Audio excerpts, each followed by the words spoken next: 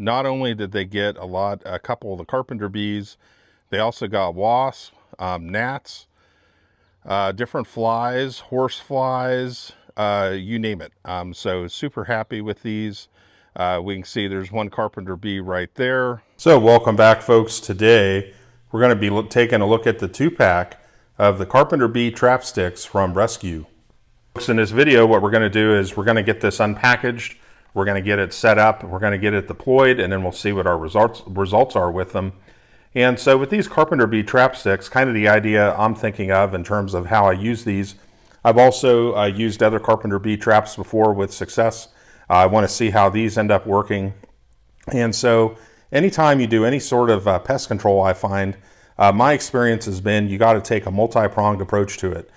So you just can't go with one thing and then that'll basically solve all your problem. So a lot of times with Carpenter bees, I use very active measures like using the bug assault shredder or using different foams in the holes that they drill and stuff like that. But there's a lot of times where I can't be there 24 hours a day to sit there and go after them. So that's where these traps come in, and we're going to get these deployed. So that way when I'm not around, these traps maybe are still kind of doing their thing. So the idea with these is that they've come up with this thing. They call it Visilure. So I've used a similar trap last year from Rescue that used the same technology for flies, and it ended up working out real good. So the idea behind it is that it uses colors and multi-dimensional patterns to attract insects and capture Carpenter bees. So perhaps the other thing too, it might end up catching other bugs as well, which around areas where I habitate, I don't care what the bugs do in the woods and stuff, but pretty much like it's at my building in the woods or around my house or wherever, I don't want them bugging me. So that's where, you know, traps and stuff like this are going to come into play. So with these, let's go ahead and get this unboxed here and get it set up ready to go.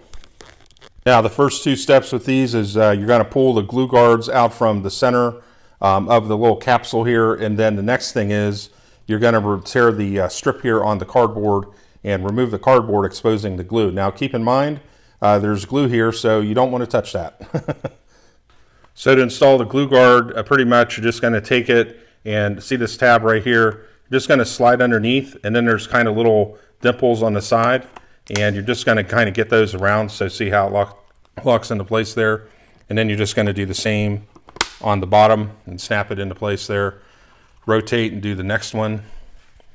Same thing, just push it up under a bit, and then once you push it up far enough, those two tabs right there should lock in, and that's it. Very easy.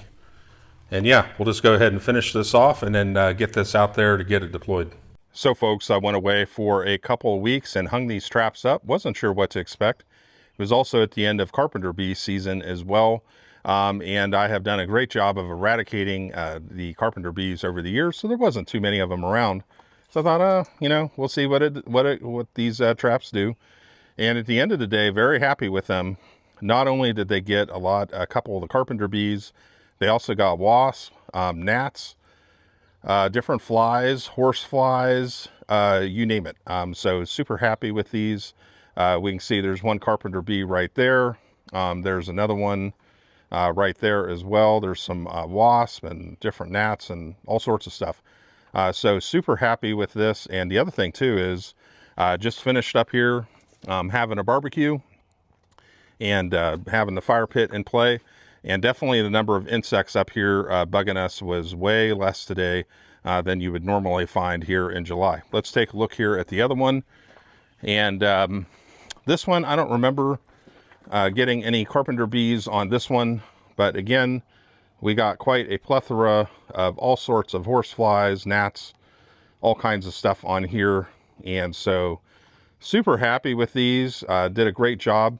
Even just getting rid of some of the flies and stuff, little gnats and little mosquitoes and stuff. So very, very happy with these. And I'm going to go ahead and put some new ones up here shortly. I might let these run maybe about another week or so, maybe a little longer than that. And then I will go ahead and put fresh ones up. But and also too, Carpenter bee season here will start up again. They have their hatching in August, so there will probably be a few that pop out then. So I'll definitely make sure I have fresh traps out for that. But anyways, folks, definitely check these out. Very easy to assemble.